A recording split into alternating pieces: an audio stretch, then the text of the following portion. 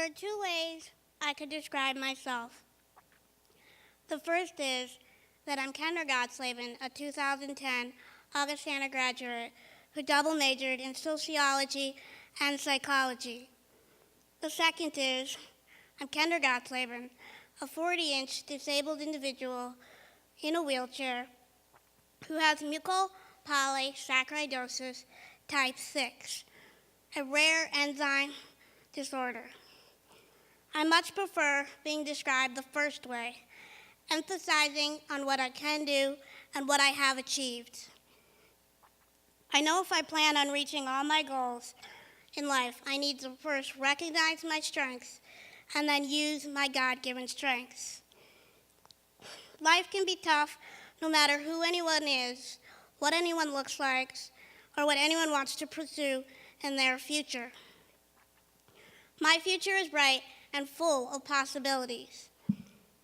No matter how others describe or perceive me, I like to live my life with an upbeat, can-do type attitude. I'm a true believer in that life is what you make it. I love to laugh, smile, joke, help others, and enjoy spending time with family and friends. But the truth is that I am a disabled individual who is in a wheelchair, and I am quite short. It's part of who I am, and there's nothing I can do but accept it. That's why I don't let being in a wheelchair stop me from continuing to strive to reach all my goals in life.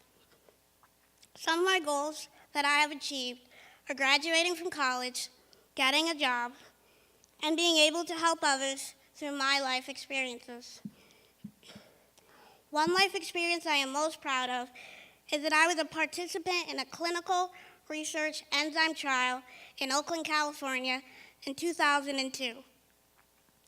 This clinical research trial was a study on the enzyme my body does not produce. The goal was to receive an FDA approval for the children like me and adults with MPS type 6, so they could also receive the drug treatment. As a participant, I went through numerous tests and weekly infusions for this trial. And in 2005, the FDA granted the approval. One of the conditions with this drug treatment as a patient is that we will need weekly infusions for the rest of our lives. Our body will never produce the missing enzyme, but the drug treatment helps us live a healthier life. Goals I'm in the process of working on are writing a book and making my imprint on the world. There have been many obstacles because of my MPS type 6, but I have learned to take those obstacles as they appear. I was diagnosed at the age of 4 with a rare medical condition, MPS type 6. 1 in 215,000 individuals are diagnosed with this condition. My body is missing the enzyme that is needed to cleanse my cells, which causes a buildup of gluey-like substance in my cells, which affects my connective tissue and my other vital organs. Despite my condition, I was mainstream throughout my school years like any other student. As a senior in high school, I graduated with honors. I have always been a hard worker, which has benefited me while pursuing all that I've wanted to achieve. Nothing has ever been handed to me or made easy because of my daily obstacles in life. Those obstacles have made me a better person and have taught me that if I want to create my own success, I have to do it myself. Some of those obstacles have been attending college while receiving a weekly infusion, the inability of being spontaneous, and the lack of complete independence. We are the only ones who determine the attitude and approach we take in life. I prefer being positive because negativity and feeling sorry for oneself does not help us along the path of life. As a grade school student, I would look at my friends and ask myself, how do they run so much and not get out of breath? They sure are getting tall. I really never thought much of it. I didn't realize the reason I couldn't run that fast, and because I was so short, was because of my condition. I didn't even know I had a medical condition. I had no idea I was different from any other student until I was in about 5th grade. I was never teased or made fun of. I was accepted for who I was. My parents never focused on my differences and what was difficult for me until they thought I was at the age that I should begin to learn my condition. In middle school, I did not have a wheelchair like I do today. When I would get dropped off at school, I would sit outside my first period classroom in a chair on wheels, basically, waiting for school to start. Sometimes my friends would come and sit with me when they weren't running around socializing with each other. But many times I sat alone, wishing I could join in with them. It was difficult for me, but it was much more difficult for my parents. As they would leave to head to work, they would look back and see me sitting alone outside in the hallway. I understood my friends wanting to socialize with each other, so I never really got upset with them. But it was lonely at times. As a high school junior, I set a goal for myself to take American Heritage, which was an AP class, and Algebra 2. As I met with an advisor, I was told that students who planned on going to college were only students that would take those classes. I was shocked and quickly realized that she did not see me as college material. She then added, for you to take American Heritage, you have to have a signature from a teacher stating that you are capable of taking that class. I think she had thought she had sealed the deal with that last statement. But I smiled kindly, pointed toward the signature that I had already obtained, and said, there it is. I also told her I do plan on going to college in my future. I'm proud to say that I graduated from high school with a 3.6 GPA and a member of the National Honor Society.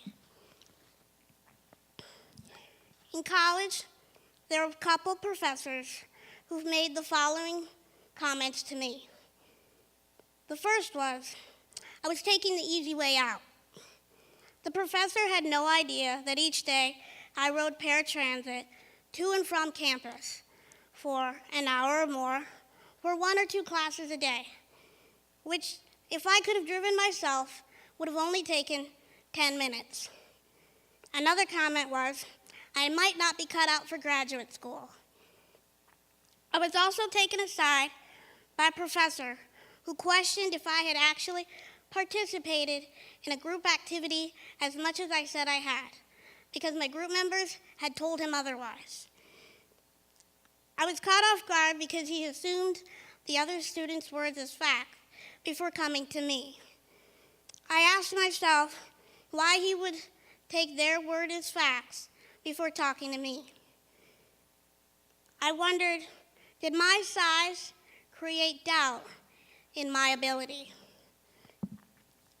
The particulars of these situations are by no means to disrespect these professors, but more seen as examples of how their comments truly impacted my integrity and self-esteem. But the comments also had a positive impact on my life. They became fuel for me to prove to others that I could do anything any other normal college kid could do. The most recent journey of my life has been trying to find a job where I could apply my energy and expertise in helping others. My dream has always been to be able to work with children with life-threatening illnesses or disabilities and their families. It was challenging because I did encounter a number of individuals without flexibility within their opened positions. There were even a couple of times I heard, "Oh, you're in a wheelchair?" I needed to find an employer who saw that I had a niche and could see how my talents could contribute to their organization. I'm extremely proud to say that as of today, I've been working for 6 months at the Center for Disabilities within the Sanford School of Medicine at the University of South Dakota. I'm excited to share with you that I could not have asked for a better place to begin my career with helping others. It has been a dream come true for me working with them. The organization's mission statement is dedicated to life without limits. I have lived much of my life with the attitude of not letting others put limits on me or myself limiting me. And now I work for an organization who believes the same. All of these experiences that I share with you are just part of life's journey. Countless people have had to overcome obstacles. Life isn't easy, but that's what makes life interesting. I know that dwelling on the negativity in my life doesn't get me anywhere. I think that I am also allowed a certain amount of time to be upset with situations, but then I need to turn the negative into a positive. Complaining about the difficulties I have to deal with and the things that I cannot do is neither healthy nor productive. I actually view my physical limitations as blessings. As long as individuals remember that we are the only ones who make the decision to let others' ideas become fact or fiction, we can choose to surrender to their beliefs and our abilities, or make the choice to keep on pushing forward with our dreams and goals in life. I want to leave you with a favorite quote of mine that I like to live my life by. When life hands you lemons, make lemonade. Or my special twist on the phrase, when life hands you lemons, turn right around and squeeze those lemons to make the best lemonade possible. Thank you.